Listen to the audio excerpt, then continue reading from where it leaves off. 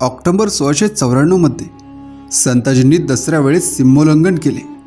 येसाजी मल्हार, हनुमंतराव निंबाळकर अशी सरदार मंडळी 25,000 फौजनीशी घेऊन संताजी मोठ्या दिमाखाने शत्रूच्या प्रदेशातील स्वारीवर साताराच्या प्रदेशातून निघाले.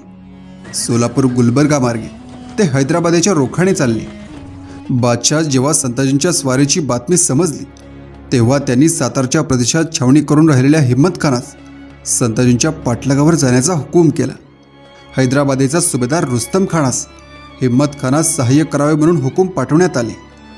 हिम्मत खान बादशाही आज्ञा मिळताच त्वरेने पाठलागावर निघाला, पण मार्गात मोहिमेचे कष्ट न निभावल्याने त्याचे अनेक सहकारी त्यास सोडून गेले. अशा पळून गेलेल्या अधिकाऱ्यांना पुन्हा हिम्मत खानाच्या फौजेत परत पाठवण्यासाठी बादशाहला खास अधिकाऱ्यांची नेमणूक करावी लागली. दरम्यान संताजींचा मागोवा घेत घेत हिम्मत खान गोवळकोंडा प्रदेशात शिरला, पण संताजींनी खानास हुलकावणी देऊन विजापूरकडे कूच केले.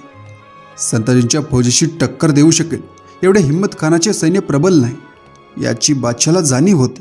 म्हणून त्याने बादशाही सेवेतील ज्येष्ठ सरदार गाजीउद्दीन खान बहादूर यास लिहिले की त्याने आपला पुत्र चीन कुलीज खान यास हिम्मत खानाच्या मदतीस पाठवावे. या पत्राचा दिनांक आहे 3 डिसेंबर 1694. पण चीन कुलीज खानाची फौज हिम्मत खानास मिळाल्यापूर्वीच खानाची संताजींशी पाणूर या ठिकाणी लढाई घडून आली. संताजींचे अनेक सहकारी मारले गेल्याचे व त्यांचा पराजय झाल्याचे बातमीदारांनी बादशाहस कळवले. लवकरच नळदुर्ग येथे खानाच्या सैन्याशी संताजींची आणखी एक लढाई झाली. मोगली बातमीपत्र म्हणते, हिम्मत खान बहादूर हा संताजींच्या पाठलागावर होता. संताजी हा नळदुर्गजवळ पोहोचला. तेथे दोघांची युद्ध झाले. शत्रूची अनेक माणसे मृत अगर जखमी झाली.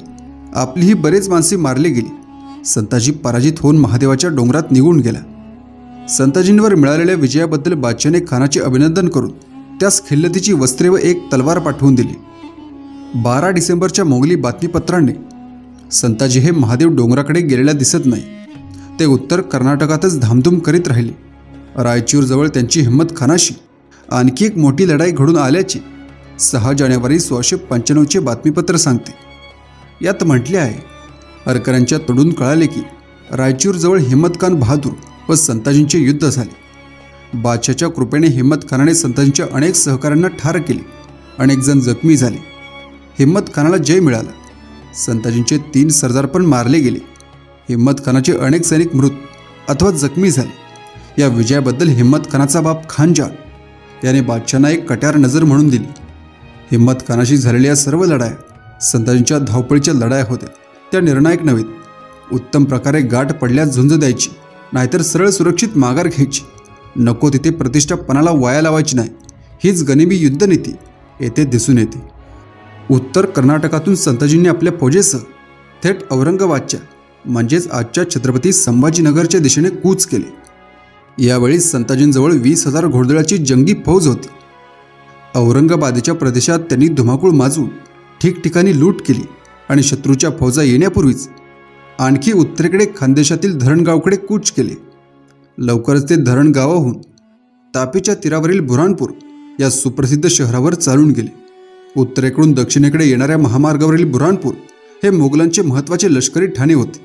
मराठे इतक्या अंतर्गत प्रदेशात घुसतील असे तेथील अंमलदारांना वाटतही नव्हते. पण कोसळलेल्या संकटात सामोरे जाण्यावाचून त्यांना अन्य पर्याय नव्हता. संताजींनी बुऱ्हाणपूरच्या सुभेदाराकडून चौताईची मागणी केली. पण अशी मागणी मान्य करणे म्हणजे मोगलांची मोठी नामुष्की होती. मोगली सुभेदाराने चौताई देण्याऐवजी संताजींशी मुकाबला करण्याचे ठरवले. त्याप्रमाणे तो आपल्या सैन्यानिशी संताजींशी लढण्यासाठी शहराबाहेर आला. पण संताजींसमोर त्याचा टिकाव लागला नाही. त्याच्या फौजेचा संताजीने तात्काळ धुवा उडविला. शहराच्या रक्षणासाठी असलेल्या फौजेची अशी वाताहत झाल्यानंतर शहर संताजींच्या ताब्यात आले. संपूर्ण शहराची लूट करण्यात आली. मराठ्यांच्या हाती अमाप पैसा व जवाहेर पडली. बुऱ्हाणपूर लुटले गेल्याची बातमी कानावर पडताच बादशाहच्या तळपायाची आग मस्तकास गेली. बुऱ्हाणपूरचा पराभव हा सुभेदाराचा नादानपणा आहे असे त्यास वाटले. तेव्हा अशा नादान सुभेदाराची जाहीर बेइज्जती करण्याच्या उद्देशाने बादशाहने त्याच्याकडे बांगड्यांचे आहेर पाठवले. बादशाहने त्याच्याकडे बांगड्यांचा आहेर पाठवल्याचे सुरतकर इंग्रज म्हणतात. सुरतकर इंग्रजांनी लिहिले आहे, बादशाहने बुऱ्हाणपूरच्या गव्हर्नराकडे बायका हातात घालतात तशा बांगड्या पाठवून दिल्या आहेत. कारण संताजींच्या सैन्यापेक्षा अधिक सैन्य त्याच्याजवळ होते। याच वेळी बादशाने गाजीउद्दीन खान बहादूर या आपल्या सरदारास खानदेशात जाऊन संताजी शिक्षा करण्याचा हुकूम फरमाविला, पण गाजीउद्दीन खान देशात जाईपर्यंत मराठे पसार झाले होते। बुरहानपुराहून सुरतेस हल्ला करून तिची लूट करण्याची संताजींची योजना होती।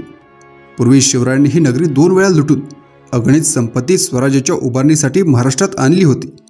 त्याच स्वराज्याच्या रक्षणासाठी संताजी बुरहानपूर, सुरत यांसारखी नगरे लुटीत होते। संताजींच्या संभाव्य स्वारीच्या वार्ता सुरतेच्या वेशीवर धडकताच सुरतकरांमध्ये मोठी घबराट पैदा झाली। जो तो आपली धनसंपत्ती सुरक्षित जागी कशी राहील यासाठी धडपड करू लागला। युरोपियन वकारवाल्यांनी आपल्या वकारांच्या संरक्षणाची जय्यत तयारी सुरू केली। 20 फेब्रुवारी 1695 रोजी सुरतकर इंग्रज वकारवाले मुंबईकर इंग्रजांना लिहितात, मराठ्यांच्या सैन्याच्या संभाव्य हल्ल्याला तोंड देता यावे म्हणून आमच्या वकारीच्या संरक्षणाच्या जय्यत तयारीत आम्ही गुंतलो आहोत। मराठे केव्हा येतील अशी सुरतकरांना भीती वाटत असल्याने त्यांची त्रेता तिरपीट उडली आहे। शक्य तेवढी संपत्ती ते जमिनीत गाडून ठेवीत आहेत। मराठे आले की राहिलेले सामानसुमान घेऊन पळ काढायचं असे त्यांनी ठरवले आहे। ठाणेदारांनी सुरतेच्या संरक्षणासाठी सैन्याची कुमक पाठवण्यात प्रांताच्या सुभेदारास व बादशास लिहिले आहे। याच वेळी आपणाकडे वकारीच्या संरक्षणासाठी जादा तोफा व दारुगोळा पाठवावा अशी सुरतकर इंग्रजांनी मुंबईकरांकडे विनंती धाडली होती। त्याप्रमाणे मुंबईकरांनी तोफा व दारुगोळ्याची कुमक पाठवून दिली, पण सुरतकरांच्या सुदैवाने संताजींनी सुरतेवरील आपला स्वारीचा बेत बदलला। सुरतेऐवजी नंदुरबार या शहरावर ते घसरले। बुरहानपूर ते सुरत या मार्गावरील नंदुरबार हे एक महत्त्वाचे लष्करी ठाणे होते। संताजींनी या शहराला वेढा देऊन तेथील फौजदाराकडे चौताची मागणी केली। त्याने संताजींची मागणी धुडकावून देऊन शहराच्या संरक्षणाची कडेकोट तयारी चालवली। नवी सैन्य भरती करून त्याने त्यांना शहराच्या संरक्षणाच्या कामगिरीवर नेमले। नंदुरबार संकटात असल्याचे पाहून अहमदाबादेचा सुभेदार सुरजीत खान याने 1000चे सैन्य मदतीस पाठवले। आसमंतातील इतर ठाणेदारांनीही कुमक पाठवली। अशा प्रकारे बाहेरून कुमक येताच नंदुरबारच्या फौजदाराने शहराबाहेर पडून मराठ्यांची सलाबतपूर येथे लढाई दिली, पण फार वेळ रणांगणावर न थांबता तो नंदुरबारकडे लगेच परतला। मराठ्यांनी शहराच्या तटबंदीवर हल्ला चढविला, पण त्याचा फारसा उपयोग झाला नाही। मराठे काही काळ शहराजवळ छावणी करून राहिले।